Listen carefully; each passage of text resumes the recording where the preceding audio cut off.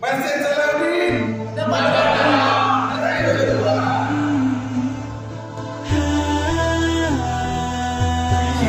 Itu masjid orang lain, insya Allah Allah akan membantu masjid kita. Itu yang dilakukan sama masjid raya. Jadi pertama imam, terus kedua ini cerita apa dulu ya, biar mungkin nanti setengah jam saja. Ya. Pas waktu itu pengen saya itu berharap subuh itu rame. Jadi menyampaikan coba Mas Kus adakan event sholat subuh berbagian umroh, mungkin bisa dipraktekkan di sini. Yang datang 2000 jamaah, datangnya 1 jam sebelum adzan. Insya Allah. Itu pertama kali. Karena umat Islam ini masih belum tergerak kalau hanya berdasarkan hadis bahwa sholat subuh itu bukan sholat fajar waktunya lebih baik daripada sesinya.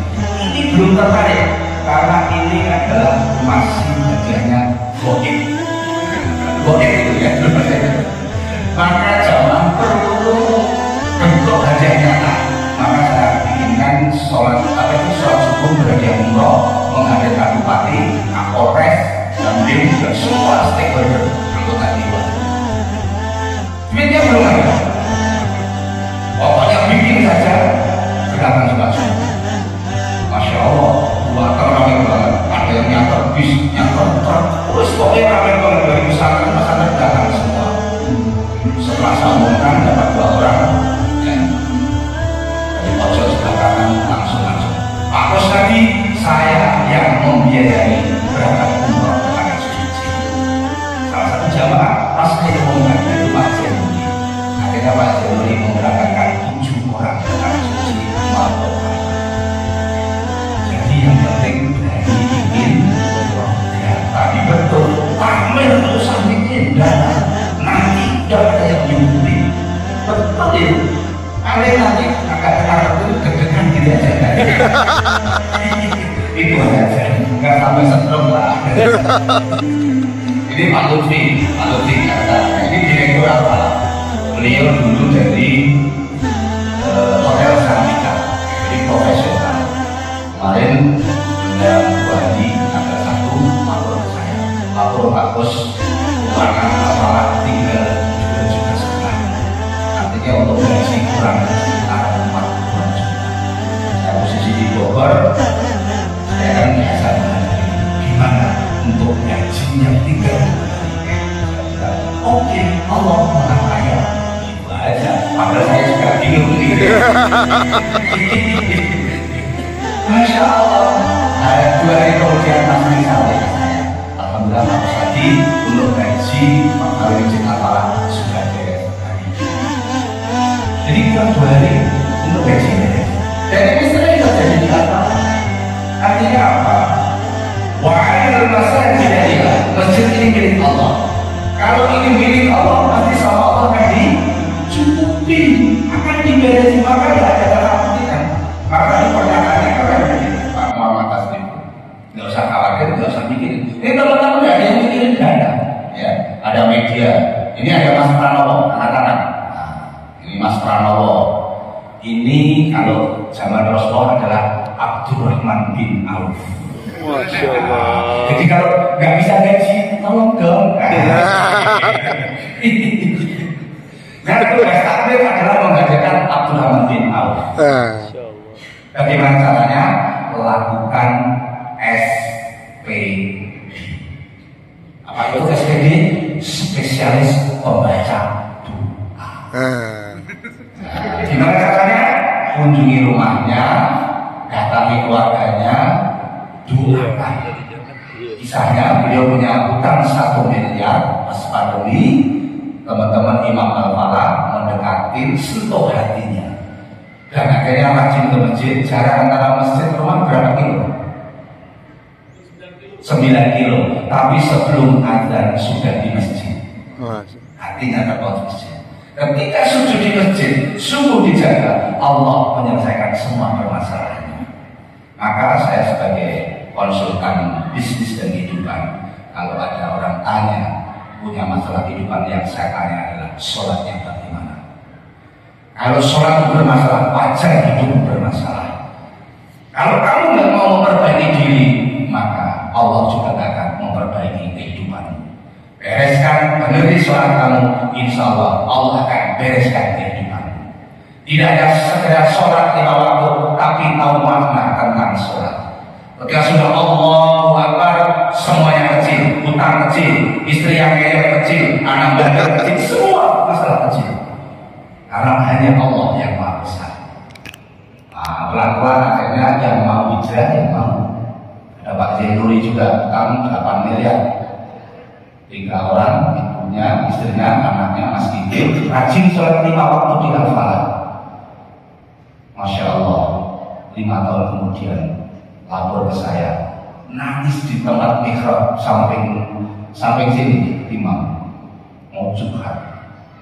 Nangis sekali, gemeter sekali abadkan. Terima kasih arahannya, utang saya sudah lunas tanpa menjual aset. Itu masjid Solo TV.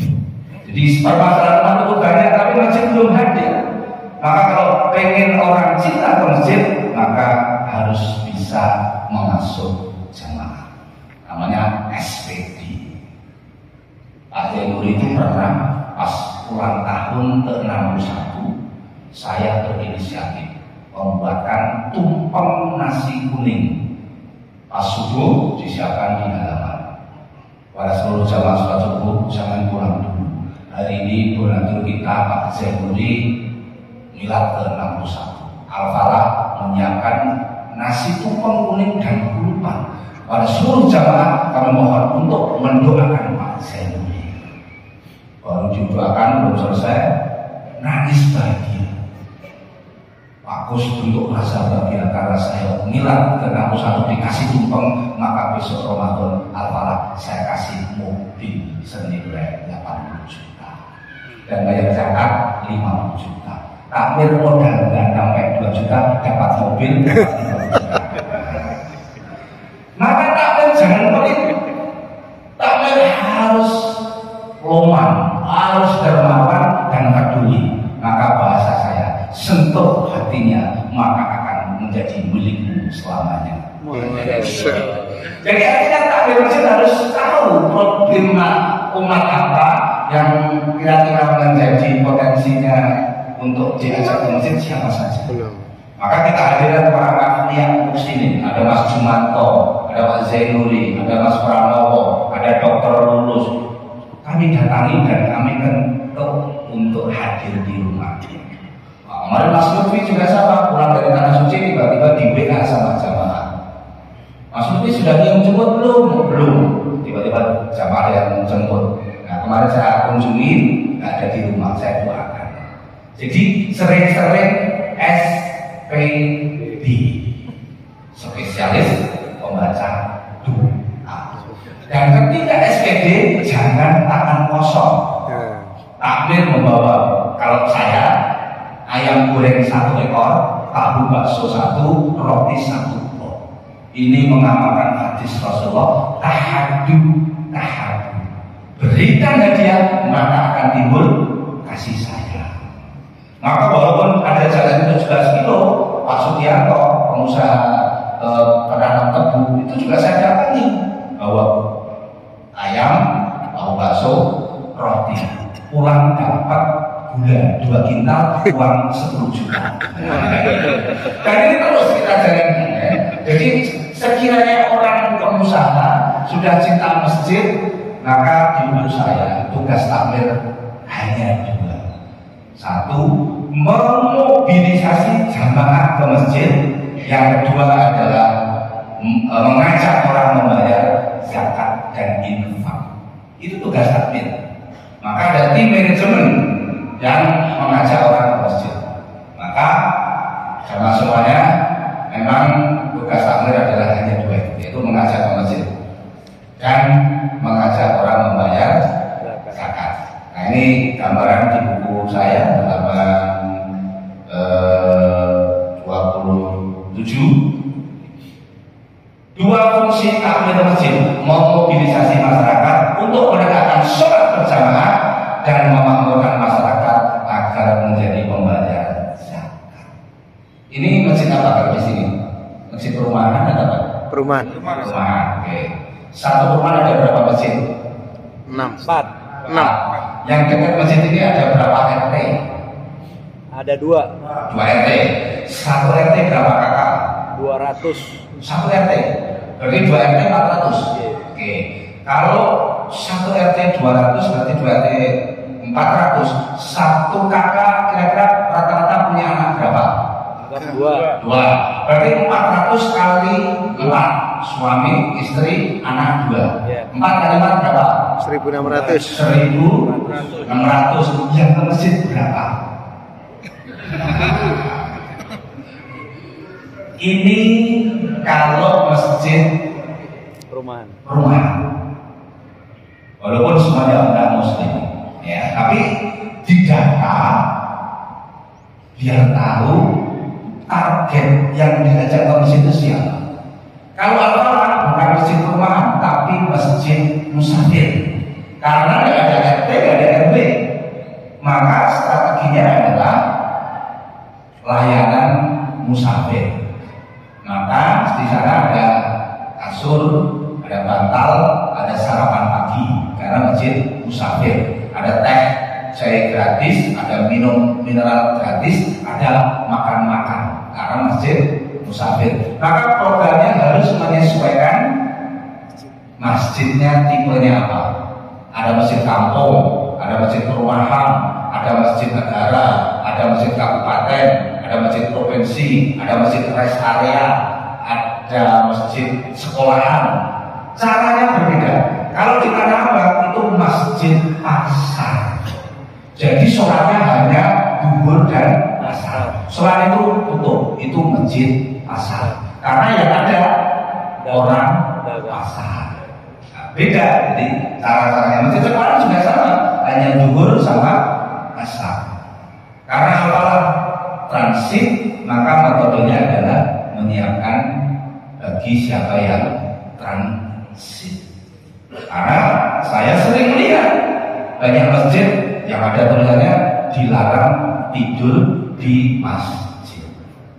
Maka Al-Falah membuat tulisan silahkan lapor security, akan disiapkan kasur, siapin bantal, dan siapkan sarapan pagi. Karena masjid transit.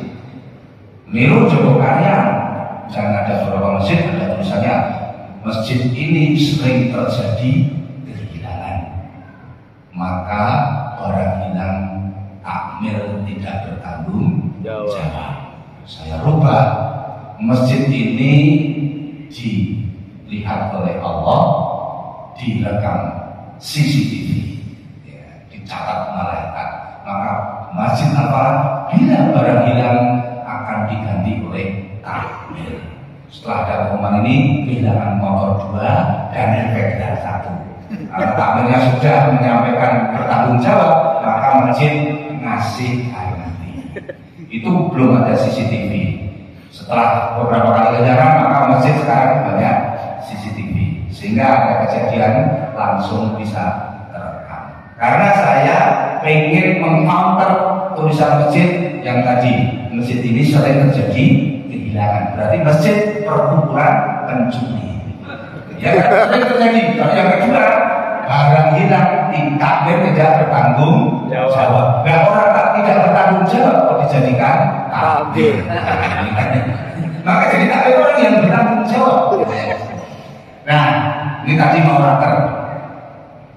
Nanti segera dirumuskan, 1 visi, 2 misi, 3 bangun organisasi, yang 4 harus bisa berkolaborasi, yang 5 harus pandai komunikasi, ya, yang berdakwah, yang selanjutnya adalah masjid harus sering menyiapkan nasi, dan yang terakhir adalah jago eksekusi. Takmir tidak punya visi, tidak punya arah. Ini mau kemana? Ya nggak tahu karena nggak punya visi. Setelah visi, misi apa? Milestone, tahapan programnya apa? Kalau orang dulu yang mengumpulkan banyak orang, subuh berhadiah umroh, subuh berhadiah kotor, subuh berhadiah mesin cuci, subuh berhadiah kulkas, subuh berhadiah setrika, itu awal-awal. Sekarang berubah, pasar bahagia sama pengajian pejuang nafkah. Nah ini mungkin bisa diaplikasikan, dan ini rumusannya, goalnya tidak berbagi sayur, tapi mengajak orang mau ke masjid, setelah ke masjid basuh jiwanya, sehingga diajarin cara sholat, cara ngaji. Maka di antara setelah subuh ini sampai jam suruh setiap hari baru pulang, supaya mau maka takmir mempersiapkan susu, jahe, dan camilan pagi hari setiap hari. Nah, sekarang juga banyak beratur. Kalau Jumat ada pasar bahagia. Tujuannya apa? Mengajak ibu-ibu mau ke masjid. Nah, mungkin kalau di sini orang mapan, ya dari mana saja sama boleh, nggak harus orang sekitar. Nah, setelah itu diumumkan ngambil vouchernya hari Kamis. Jadi Kamisnya ramai subuhnya pada ngaji karena ngambil voucher. Hari Jumat baru berbagi sayur. Hari Sabtu namanya pengajian pejuang nafkah. Pedagang, kaki lima, fakir miskin, atau siapapun boleh. Hari Sabtu ngaji jam 8 sampai jam 9. Dari 30 sekarang 200 orang. Nah, supaya nanti dia masjidnya tidak hari Sabtu, nanti bagi vouchernya bisa hari Senin, hari Rabu, hari Jumat. Jadi semua hari ramai semua. Ada yang ambil voucher, ada yang ngaji, ada yang ambil beres. Nah, ini gambaran strategi agar orang mau ke masjid. Lama-lama sudah nggak butuh sayur, nggak butuh beras, tapi butuh ketenangan batin karena ngaji. Menurut riset, 65% umat Islam belum bisa baca Al-Quran. PR takmir masjid adalah mengajak orang untuk ngaji. Baitullah, Baitul Quran, Baitul Mal, Baitul Muamalah. Baitullah ngajak ke masjid, Baitul Quran ngajak orang untuk belajar ngaji. Maka orang sekarang bina rata-rata umur 50 ke atas itu banyak yang baru Iqra 1. Maka kami kerjasama sama studi. Ya. Coba yang pasar bahagia atau pejuang nafkah videonya. Pejuang nafkah itu adalah pedagang kaki lima.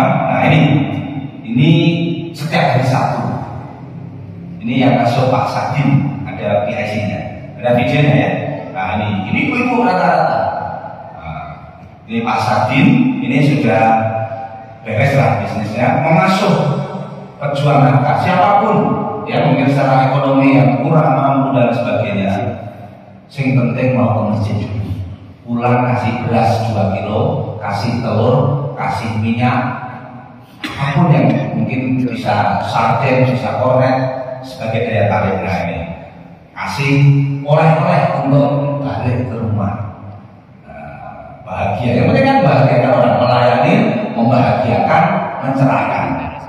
Nah, sehingga sekarang saat ini tidak hanya hari Sabtu, tapi Rabu, Senin, Rabu, Jumat Pak ya, ngaji di masjid.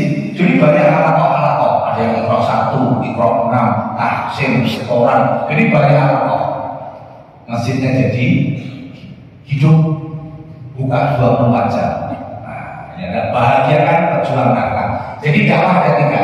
1 tadi disampaikan Pak Muhammad Asrabin ya, itu melayani, supaya dilayani. Ada pasar apa nih, warung rakyat, ada pasar, ini melayani, bahagiakan, kasih minum, dilayani sepenuh hati. Yang ketiga, mencerahkan. Dicerahkan itu apa? Dia dapat ilmu baru, dapat pencerahan baru, keimanannya menaik, itu mencerahkan. Nah, ketika sudah dia iman yang meningkat, dia sudah tidak butuh. Artinya dia butuh, tapi sudah tidak karena pamrih sayur dan beras, tapi karena kecil hatinya sudah terpaut ke masjid. Ini tahapannya, ini melayani. Masjid buka 24 jam, masjid ramah musafir, ramah anak muda, program konsultasi, gratis menginap, spesialis pembaca doa. Ini melayani, ya, membahagiakan. Pasar Jumat bahagia, santunan anak yatim, miras, mikul beras berbagi, ya. Ada pejuang nafkah, kegiatan anak muda, wedangan subuh. Mencerahkan, kajian rutin setiap habis isya, kajian rutin setiap habis subuh. Ada setiap hari Kamis kajian muslimah, ada Madinah, anak-anak muda, anak-anak muda yang diasuh di masjid, terus ada one jus dan kajian subuh. Ini adalah tahapan dakwah al-falah untuk orang mau ke masjid. Pasar bagian atau yang lainnya, ya anak muda juga boleh, ya. Ini Bapak Ibu semuanya. Nah, ini pasar bahagia setiap hari Jumat. Nah, kita setiap hari Jumat memang sudah hampir setahun ini berbagi saat ini antriannya, ya, antri ngambil sayur. Hari Jumat ngaji Al-Kahfi, doa bersama, makan soto atau rapon atau bubur atau apa, habis itu berbagi sayur. Nah, ini ngambil vouchernya dari Kamis. Jadi yang nggak ngambil voucher nggak dapat sayur. Jadi Kamisnya rame karena ngambil voucher. Ini kita ini kan bahagia gitu ya. Nah, sini sudah praktek sudah kan? Nah, insya Allah ini setiap hari Jumat. Nah, ini anak-anak muda makan dulu kita siapin ya seperti sini persis tadi saya lihat. Wah, ini sudah bagus ya. Nah, ini gambarannya. Oke, ya, kita undang pedagang-pedagang untuk melayani makanan bagi jamaah. Ini Bapak Ibu semuanya gambaran. Jadi tahapannya yang penting adalah tadi melayani, jangan menguasai. Terakhir nanti diskusi, anak muda harus diajak ke masjid, kasih ruang, kasih panggung, kasih kesempatan, suruh berekspresi, khususnya media rata-rata adalah masjid ramah anak muda. Di Apalah itu ada sekitar 40 anak muda yang memang menjadi relawan. Kalau yang digaji berapa tuh? Yang digaji berapa? Yang dapat bisa 4 ya? 3 sama 4 ya, Mas Alan, sampean, Mas Sunan, Mas Aziz. Jadi 4 orang ini yang dapat gaji. Yang lainnya relawan. Sehingga relawan ini menjadi kader berikutnya. Mas Putri ini dulu juga relawan, tukang nyuci piring, nyuci gelas, nyuci mangkok, mengindahkan makanan awalnya. Tapi beliau karena belajarnya luar biasa, akhirnya hafid Quran. Sekarang sudah dapat panggung menjadi imam ketiga Al-Falah dan menjadi juru bicara tentang strategi memakmurkan masjid. Kaderisasinya sudah jalan. Sehingga nanti masjid ini ya biar operasional teknisnya dikerjakan oleh anak-anak. Para takmir hanya memantau, mengarahkan, dan ngasih duit. Nah, itu para takmir fungsinya itu. Memantau, mengarahkan, mendorong, mencarikan biaya operasional masjid. Mungkin itu dulu dari saya. Kalau ada diskusi, monggo. Saya nggak bisa menjelaskan banyak hal. Kalau saya lihat dari tadi yang dilatih sudah semangat. Nah, ini tinggal mungkin poin-poinnya. Syarat menjadi takmir berkompeten. Ya, kompeten itu mumpuni, punya jiwa leadership, ya, kompeten. Terus yang kedua berkemauan keras, mau. Yang terakhir adalah berjuang bisa-bisa untuk memakmurkan masjid. Ini adalah syarat menjadi takmir. Kalau langkahnya adalah ya, strateginya ibu saya yang pertama adalah ikhlas. Ya, para takmir harus betul-betul niatnya tulus berkhidmat ke masjid, mengabdi di rumah Allah. Karena Ini adalah jalan bentuk keberkahan dalam kehidupan kita. Yang kedua adalah handal, ihsan, ikhlas, handal tadi ya, kompeten, profesional. Yang ketiga adalah serius. Maka saya ngurus masjid belajar untuk serius. Saya berangkat itu biasanya setengah 4. Nanti pulang sebentar jam 7. Nanti menjelang zuhur ke masjid lagi sampai jam 9 malam. Nah, itu fungsi masjid. Saya kalau pas lutfi ya totalitas karena pegawai masjid. Awal istri juga menolak. Musim masjid dapat popo. Nah, itu biasanya. Oleh popo masjid terus takmir gitu ya. Tapi sekarang setelah merasakan keberkahan, setelah ngurus masjid dapat semuanya. Popo oleh. Ini butuh proses. Ya, Pak Lutfi berangkat setengah 4, pulang jam 9 Pak ya. Ini rata-rata memang begitu, totalitas. Jangan waktu sisa, tenaga sisa, ya, duit sisa. Nah, tapi kalau nggak bisa full total ngangkat orang, badan pelaksana harian. Maka apa itu takmir 33 orang, mengangkat Pak Lutfi sebagai direktur, membawahi divisi kebersihan, divisi ibadah, divisi pembangunan, dan lain sebagainya. Ada divisi media. Ini kalau nggak bisa, maka harus serius. Ya. Terus yang keempat, amanah. Kalau ada duit segera didistribusikan, jangan disimpan. Nah, kalau di sini saya pikir visioner sekali ya. Maka kata guru saya, jangan sampai bendahara masjid menghambat orang masuk surga. Yang sering sampaikan, kok bisa? Yang infak, yang zakat sudah meninggal, mau masuk surga tidak boleh stop. Kenapa? Uang infakmu masih disimpan sama bendahara masjid. Yang berinfak itu pengennya segera dapat aliran pahala. Nah, kalau masih disimpan sama takmir masjid nanti gimana aliran pahalanya? Maka segera didistribusikan. Yang sering saya sampaikan, ini bukan uang bendahara masjid, ini bukan uang takmir masjid, tapi ini uang umat. Uang umat aja pelit, apalagi uang sendiri. Ini kalau uang umat kok pelit. Jadi harus segera didistribusikan supaya menjadi amal jariah. Yang terakhir, ya, yang terakhir adalah iman. Innama ya'muru masajidallahi man amana billahi wal yawmil akhir wa aqama shalah wa ata zakat. Itu adalah ciri orang beriman, adalah memakmurkan masjid. Mudah-mudahan yang tadi sudah Allahu Akbar besok akan menjadi saksi ketika di ada mahsyar, menjadi saksi semua dapat naungan dari Allah. Amin. Rajulun qalbuhu muta'alliqun bil masjid. Orang-orang yang senantiasa cinta ke masjid, orang-orang yang senantiasa memakmurkan masjid besok mendapatkan naungan dari Allah. Maka visi takmir tidak hanya dunia, tapi visi takmir adalah sampai besok di akhirat hidup yang sebenarnya. Maka ke masjid bukan perjalanan kaki, tapi ke masjid adalah perjalanan hati. Rumahnya dekat masjid, hatinya terketuk berat. Walaupun sakit tapi cinta ke masjid tetap berangkat, karena ke masjid adalah perjalanan hati. Ke masjid jangan sampai nunggu tua baru ke masjid, tapi ke masjid adalah sampai tua.